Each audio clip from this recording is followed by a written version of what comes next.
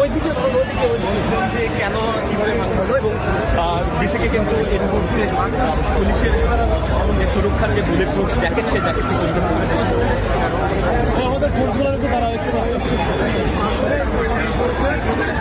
যা ইচ্ছা তাই করা যাবে না, এটা তো এটা বাংলাদেশ, এটা যা ইচ্ছা তাই করা যাবে না।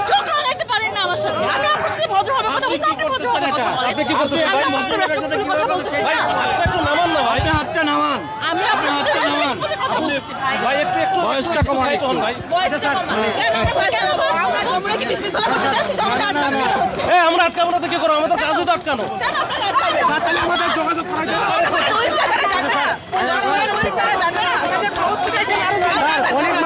আমাদের আপাতত দাবি হচ্ছে আমরা যেন যৌক্তিক একটা সময় চাই, এটুকুই।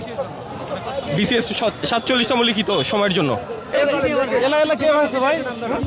কে ভাঙছে? কারা ভাঙলো? আপনারা তো গুলি করছেন, ইচ্ছা মতো মারছেন। এটা কেন করলা তোমরা? ড্রাইভার আমার নিখোঁজ আছে এখনো পর্যন্ত। ড্রাইভার না না, ওরা তো এখানে আসতেছে।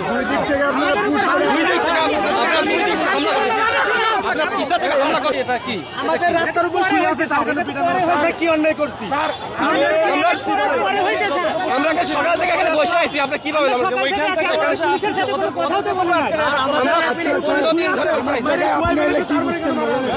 আমার জায়গায় আপনি হলে কি বুঝতেন? আমাদের মনে করছি আমরা দুই দিক থেকে পুশ করে মারা হবে। তোমাদের মারা হলে বহুত আগে থেকে মারতাম। কোনোদিন হচ্ছে তোমাদের সাথে কোনো কিছু করা হয়েছে? প্রত্যেকবার তোমাদের বলা হয়েছে আমরা সহযোগিতা করলাম।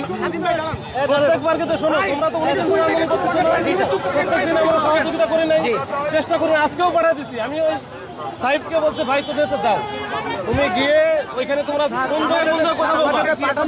তোমাদের এখানে শোনো, আমরাও কথা বলতে উপদেষ্টা নাই। শোনো, আমরাও এখানে কিন্তু তোমাদের সাথে যেন কোনো ঝামেলা না হয়। আমি নিজেও আসতেছি না যে আমরা তো কোনো ঝামেলা চাই না। আপনি তো বিসিএস করেন স্যার, আপনি তো আমাদের দুঃখটা বুঝছেন। স্যার আরে আমরা তো কোনোদিন কিছু করছি?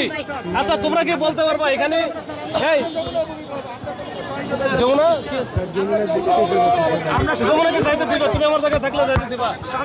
পাগলের মতো শান্তিপূর্ণভাবে যাবো। আরে শান্তিপূর্ণভাবে তুমি আমার জবাই করলা, শান্তিপূর্ণভাবে হবে?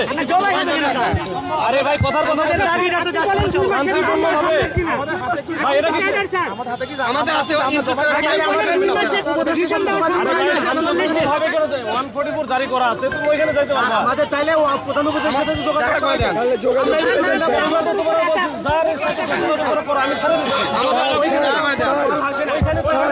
সচিবালয়ে যে আমাদের মূলা ঝুলাইছে স্যার, আমাদের শুধু না না